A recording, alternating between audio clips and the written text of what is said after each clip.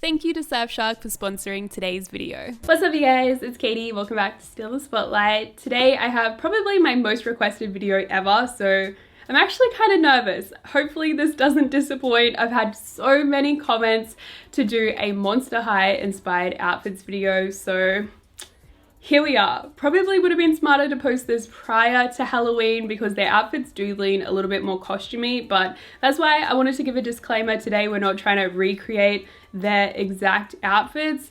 I'm kind of just taking some loose inspiration from some of my favorites and seeing how I can work it in with my wardrobe, which hopefully in turn will inspire you to kind of get the creative juices flowing with your own outfits. Let me know who your favorite characters are, and also PS, sorry if I didn't include your faves today. I really was just trying to pick based on what I knew I could make work in my wardrobe. But yes, without further ado, let's get into it.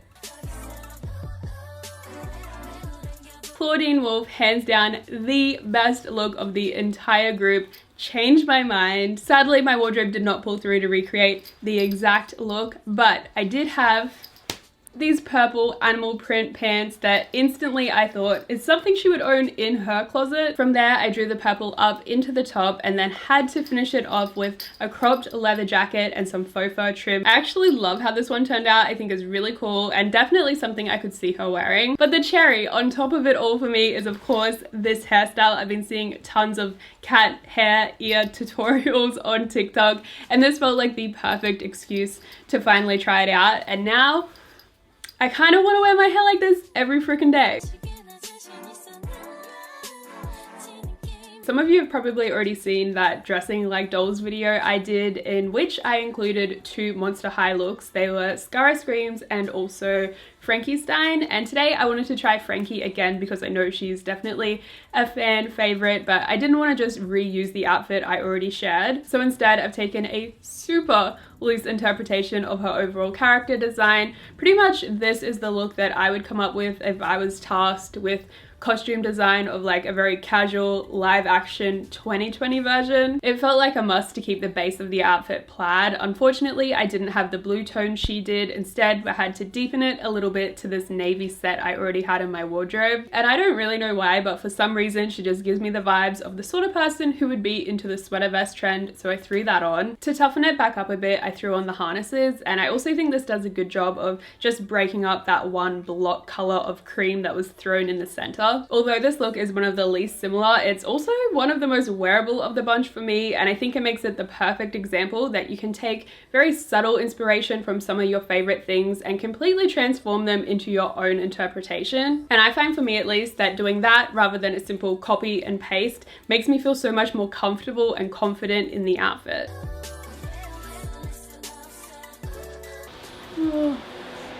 Oh my god. Draculaura is probably one of my favorites design and costume wise. I think her hair looks sick. Her outfits always look great. I guess it's because I'm a sucker for that color combination. I actually thrifted this corset in the beginning of the year, but I've been kind of stuck on how best to style it. But today I knew I just had to step up to the challenge because it was calling her name. I love how this ruffle of lace just blends seamlessly into the tiers of the skirt. It almost gives the illusion that you're just wearing a pink dress underneath. Her original costume features a lot more white, so I decided to add this cute little puff sleeve collared shirt underneath. Often in 2D designs, they're able to exaggerate features more, so I think that having this dramatically large collar kind of plays into that a little bit. Unfortunately, I didn't have some pink chunky boots to finish the look off with, but I think the combination I went with actually complements the look we have quite nicely. Before I get into the next look, I wanted to give a big thank you to today's video sponsor, which is Surfshark. Surfshark is a VPN, aka a virtual private network, which, as you know, comes in handy for many things, but my personal favorite is still the fact that it grants you more access on your favorite streaming services. The version of Netflix you see can be completely different to someone on the other side of the world, but with Surfshark you're able to quickly and easily change your location settings and voila, instantly have access to a ton more content. You can take a closer look on what you're missing out on, whether it's anime, K-dramas, comedy, or something a little bit more nostalgic. And if you're someone who shares your Netflix account with others, don't worry, Surfshark is actually the only VPN to offer unlimited devices under just one account. Even when you're not at home binge watching, they still have your back by ensuring your privacy and safety online by protecting all of your personal information. Definitely comes in handy if you're using potentially sketchy public Wi-Fi, which, by the way, is a self-call out. My phone literally has no data, so this definitely comes in handy. At the moment, my code SPOTLIGHT will get you 84% off plus 4 extra months for free. And since Surfshark offer a 30-day money-back guarantee, you can try it all risk-free via the link on screen or down below in the description box. Okay, for Ghoulia Yelps, this is originally what I came up with because it is actually quite similar to her original design. Let me put the glasses on. This is crooked. I think my ears are crooked. However, I am not personally a big fan of tight pants tucked into tight, high boots. I don't know. I just don't think it personally suits me and my body shape.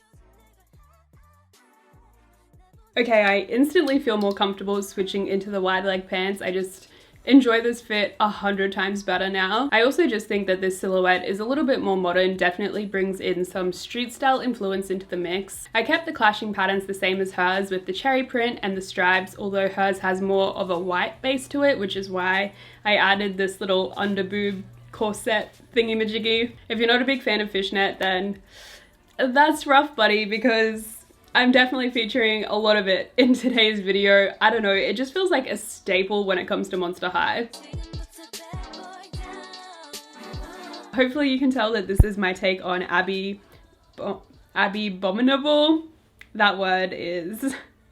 The fluffy white faux fur being the key accent point throughout her entire look is just to die for. The main dress she wears looks nothing like this whatsoever. It has quite an intricate pattern to it, but since I didn't have anything similar, I tried to take similar tones, which are mostly blue and pink, and kind of mix into bits of purple here and there. I brought in the faux fur through this little crop jacket. I so badly wish I had her fluffy leg warmers to complete the look, because leg warmers pretty much my favorite accessory at the moment and definitely the key to her outfit in my opinion. I've just settled for these thigh-high white boots in the meantime, but I do have this fabric laying around. Literally have had it for probably 5 or 6 years and don't do anything with it, so I'm thinking I could cut it in half and try and tuck it into my boots for some sort of makeshift leg warmer illusion. The only thing is that it's not pure white, so obviously it's not going to match the jacket perfectly, but we'll see how we go.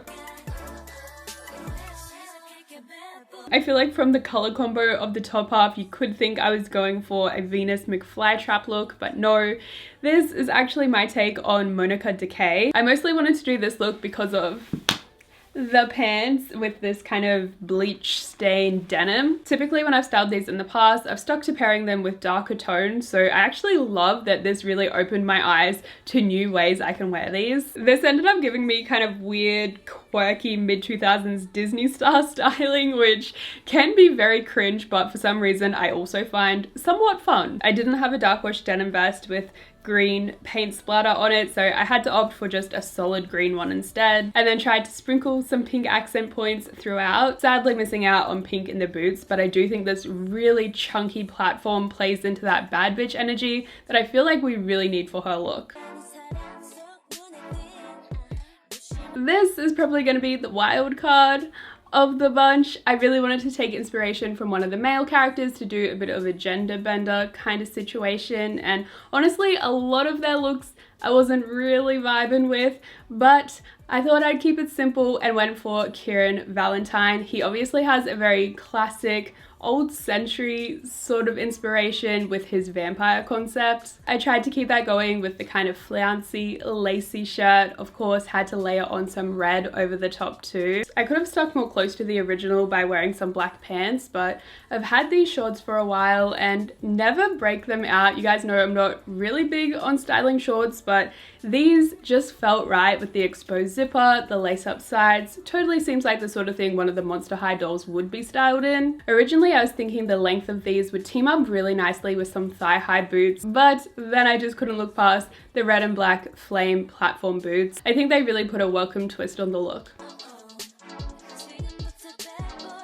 At first I wasn't sure if I was even going to be able to do a Laguna blue outfit because hers is one of the trickier ones, along with Cleo as well, which sadly I'm not including her in today's video.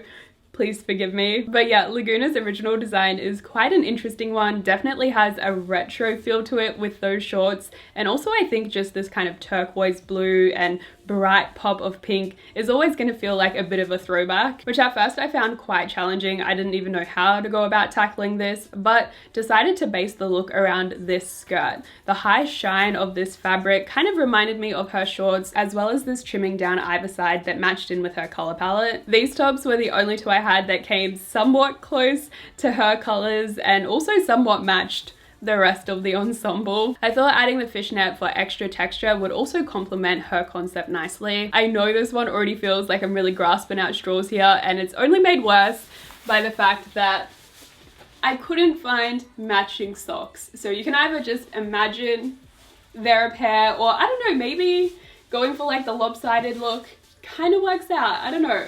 I feel like it's growing on me the more I look at it.